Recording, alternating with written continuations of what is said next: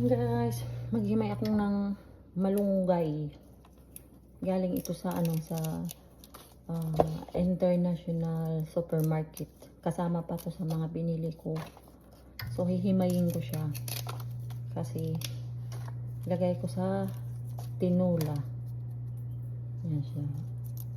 Medyo magugulang ng konti. Nilagay ko yung iba doon sa ref.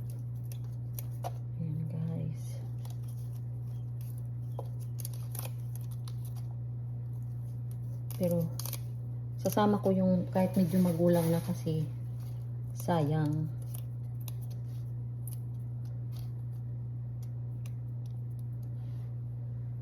Kaya ang bihira ako makatikim ng ganito.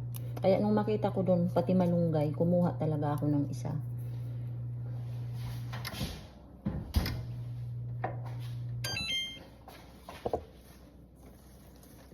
Kasi may munggo din akong nakatago dyan, naka-stack. So, diba? Tapos yung mga nito tangkay, ilalagay ko doon sa pinapabulok ko na mga pang-organic na pataba sa halaman ko.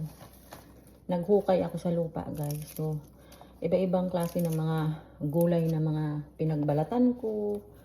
Prutas na pinagbalatan. Nandoon, naghukay ako ng maliit na hukay doon para maano ko ng organic fertilizer ba pag nabulok.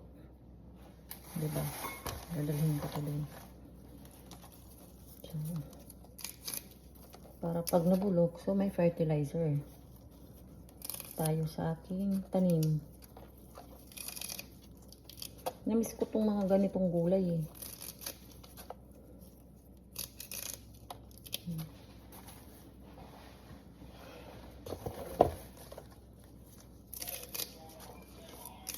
Ayan. Sa atin, mga batang-bata pa yung malunggay.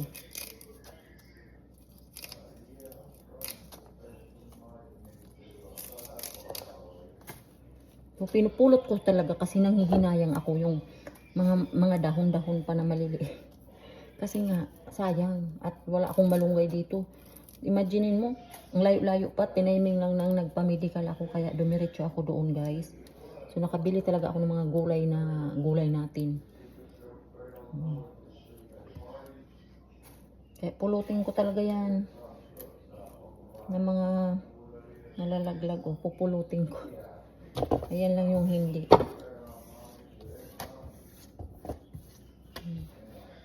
Himayin ko siya ng ganito. Ayan.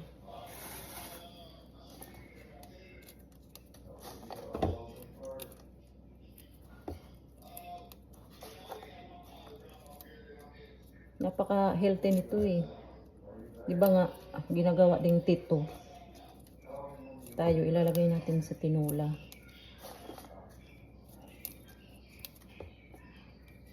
Tapos hugasan ko.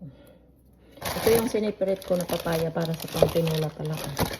Saka kita nyo guys, ito yung tanglad na binili ko. Binabad ko muna sa tubig kasi yung iba, itatanim ko na naman yung iba. Ayan, pinapaugatan ko. Kaya ko binabad sa tubig.